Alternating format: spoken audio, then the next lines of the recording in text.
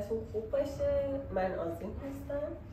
این اولین ویدیو یوتیوب منه و هیچ ایده‌ای نداشتم که چی میخوام درست کنم واسه امروز، تا اینکه دیروزشم با دوستم صحبت میکردم. بعد گفت که یه مدت زیادیه که اپ اینستاگرامش رو پاک کرده و بعد من ازش پرسیدم خب حالا با این همه وقت خالی دیدین که کلا اون تایمی که آدم تو اینستاگرام میذاره خیلی زیاد، حداقل برای من اینجوریه و زمانهایی که تصمیم میگیرم کلا اپش رو پاک کنم یهو میبینم کلی وقت اضافه دارم تو روز، حالا یا سر کاری یا شب که سر کار نیستی و ما دائم داریم توی گوشیمون تو اینستاگرام میچرخیم.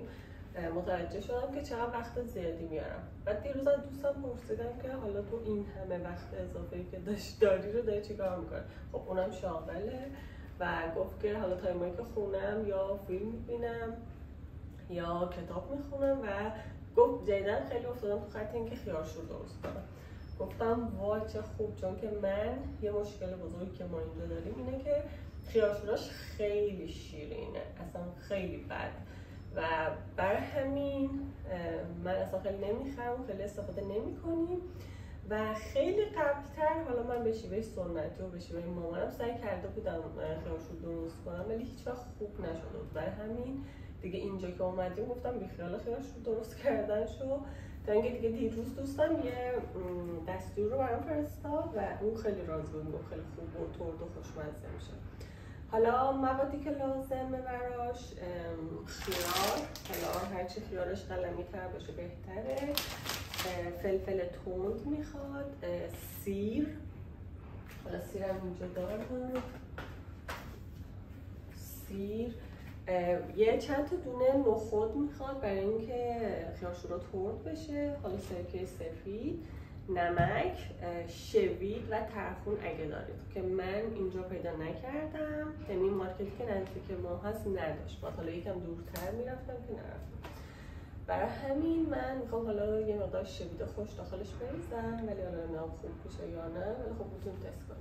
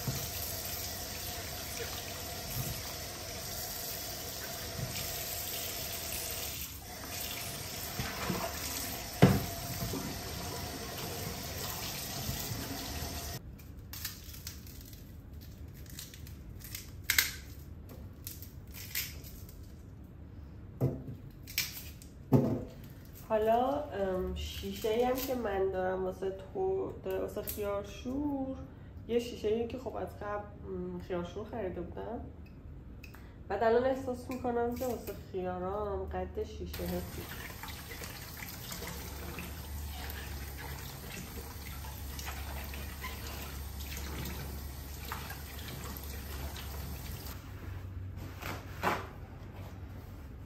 خب شکر لازم داریم، نخود، از نخود من میگم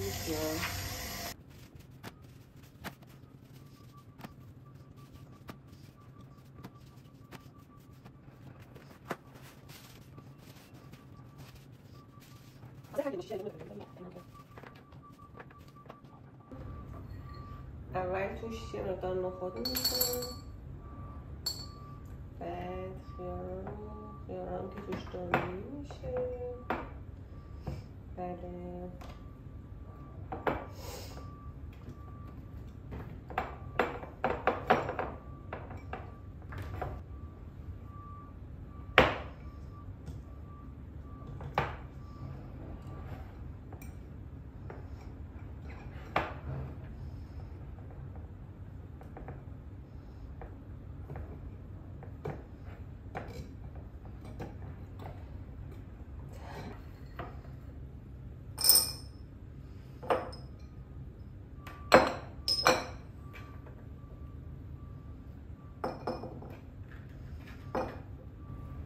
اگه اینو نصف در نظر بگیرم 1/4 میشه اینجا تقریبا.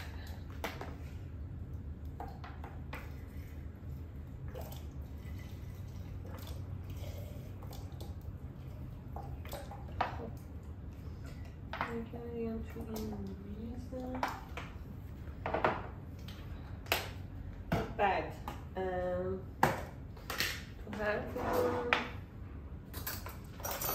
یه قاشق چای خوری شکر میریزم، یه دونم توی این.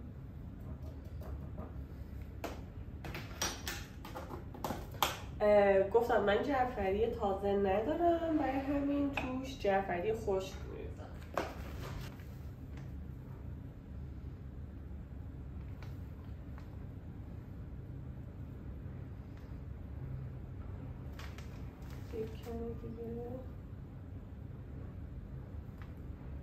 دیگه باید بکنیم، حالا باید آب نمکمون رو درست کنیم.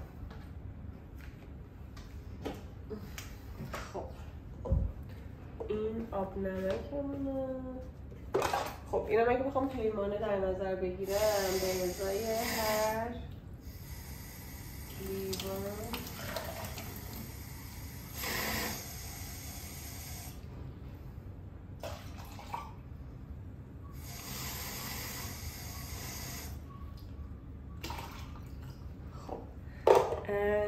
الان به ازای هر یه پیمان آبی که می‌ریزم یه قاشق غذاخوری توش نمک می‌ریزم.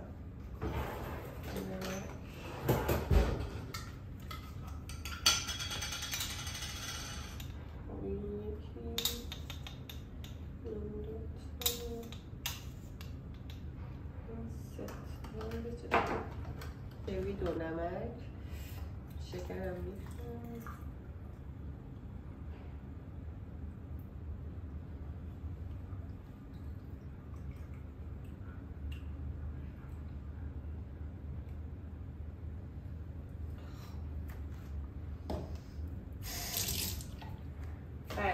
حالا دراشو باید خیلی خوب ببندیم.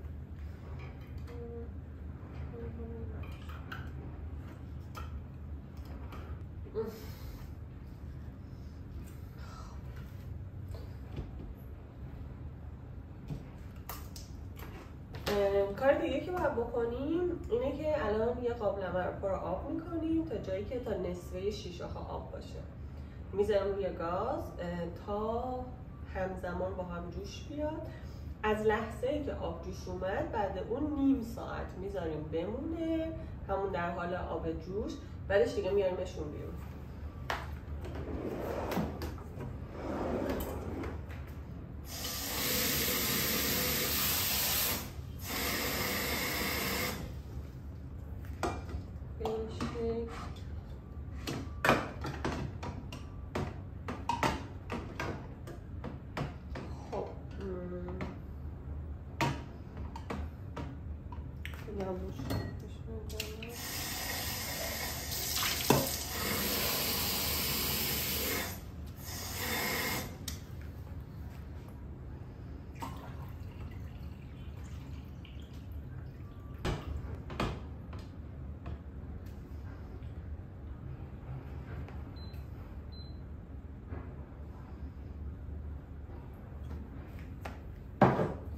میذاریمشون روی گاز تا جوش بیاد.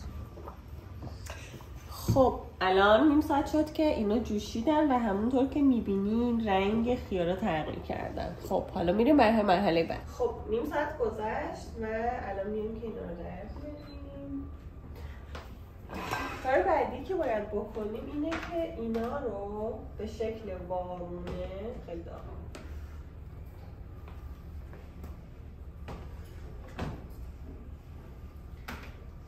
اینا رو به شکل وارونه به مدت 24 ساعت میذاریم بمونه که کامل هواش خارج شه و بعدش دیگه خیارشور حاضره.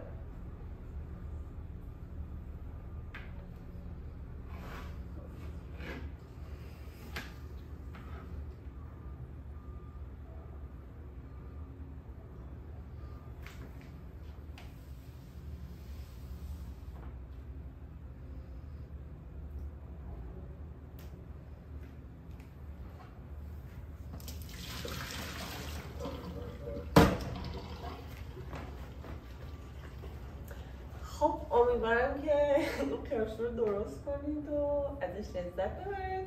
حالا منم نتیجهش رو دوباره در ادامه ویدیو میذارم که اینا چجور شده. فعلا خدافظ. سلام، من برگشتم دوباره. خب الان 24 ساعت گذشته از خیارشورها و الان میخوام تستش کنم که ببینم طعمش چطور شده.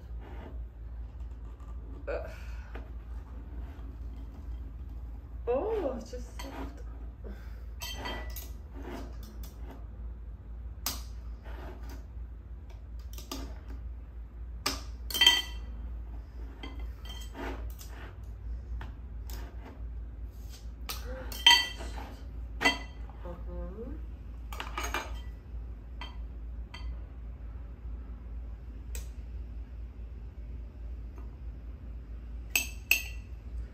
این داخلشه.